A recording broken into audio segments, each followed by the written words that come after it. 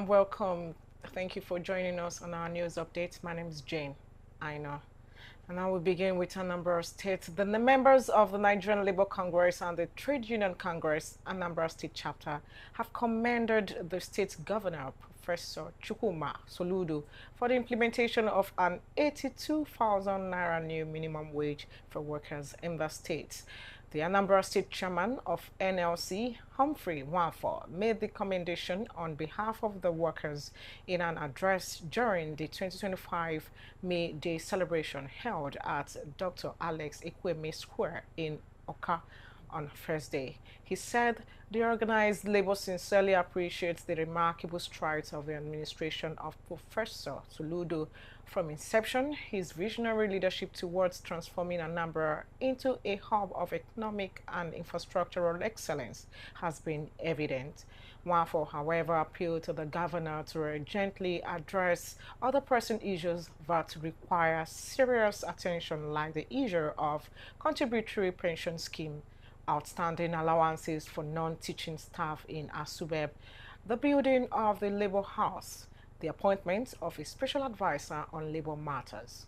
Soludo, however, assured the workers that his administration will continue to work with the labor unions to ensure that the welfare of Anambra workers is always taken care of.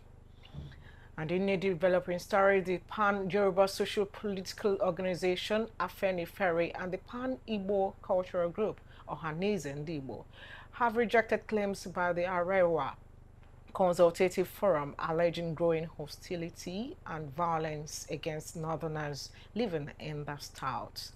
The ACF had on Wednesday decried what it described as deeply regrettable attacks on northerners in the south, particularly in the southeast, and warned of rising alienation that could threaten national unity. Speaking at the forum's meeting in Kaduna, Chairman of ACF's Board of Trustees, Alhaji Bashiru Dahatu, asserted that while northerners have historically welcomed Nigerians from other regions with unlimited hospitality, the same had not been reciprocated. In many parts of the South, especially in the Southeast, a northerner cannot expect to acquire 1 square foot of land, not to speak of owning any significant property, Dahatu alleged.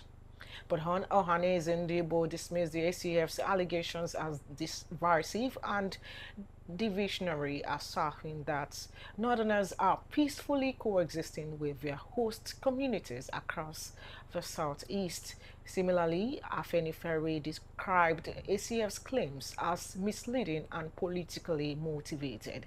Ajayi stated, and I quote, "No northerner is being maltreated in the south simply for being a northerner. That assertion is a faulty generalization," end of quote. He concluded by supporting the call for restructuring as a lasting solution to perceived imbalances in the federation. And on foreign news, Russian strikes wounded more than 30 people in Ukraine overnight, officials said on Friday, a day after Kyiv and Washington signed a landmark minerals deal. 29 people were wounded as a result of a nocturnal attack by the enemy on the industrial city of Zaporizhzhia. Regional Governor Ivan Fedorov wrote on a telegram, adding that a 13-year-old boy was among the victims of the drone strike. The Russians have struck the city's civilian infrastructure, residential buildings, a university, and an infrastructural facility have been damaged, Fedorov wrote.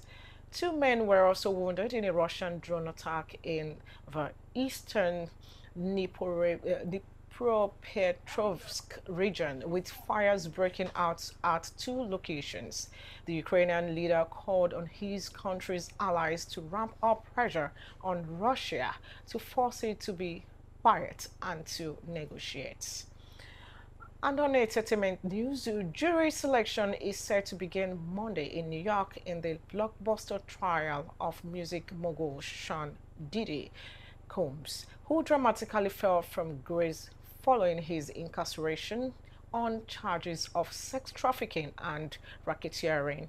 Combs, 55, has been awaiting his day in court since last year on accusations of leading a crime ring that prosecutors say coaxed victims into drug fraud sex parties using threats and violence.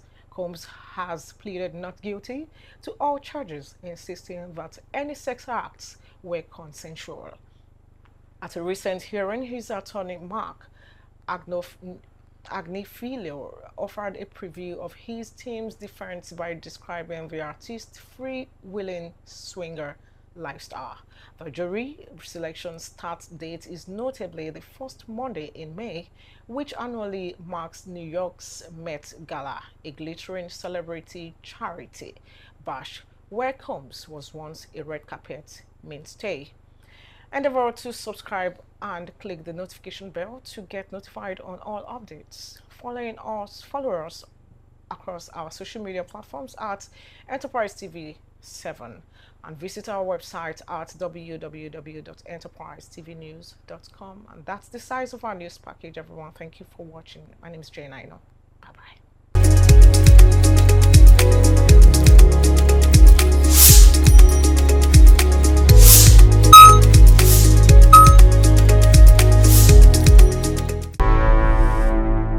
Enterprise TV, a tradition of truth.